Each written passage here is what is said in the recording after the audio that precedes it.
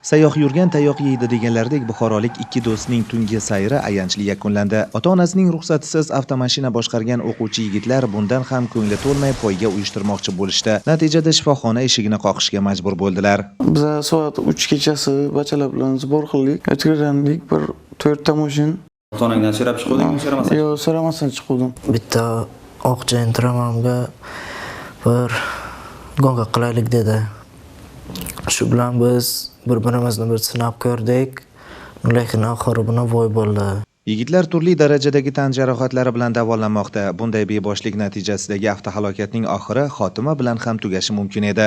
Ushbu maktab o'quvchisi ota-onasining ruxsatisiz avtomashinani olib chiqadi va Buxoro shahrining Ibn Sino ko'chasida Manzara usulli transport haydovchisi bilan juda ham qo'pol yo'l harakati qoida buzarliklarini sodir etib, oqimga qarama-qarshi harakatlangan holda yo'l transport hodisasini sodir etgan. Mazkur Lacetti rusumli transport hodisasini boshqargan, voyaga yetmagan maktab o'quvchisi 2025-yil fevral oyida ham ma'muriy javobgarlikka tortilgan bo'lishiga qaramasdan o'ziga tegishli xulosa chiqarmagan. To'qnashuv natijasida avtomashinalarga jiddiy texnik zarar yetgan va ular jarima maydoniga joylashtirilgan. Amaldagi yo'l harakati qoidalarini buzganligi uchun haydovchilar va voyaga yetmagan shaxsga rul boshqaruvini bergan ota-onalar ham tegishli tartibda jazoga tortildi. Madrahim Turdiyev, Abdulla Rajabov, Buxoro.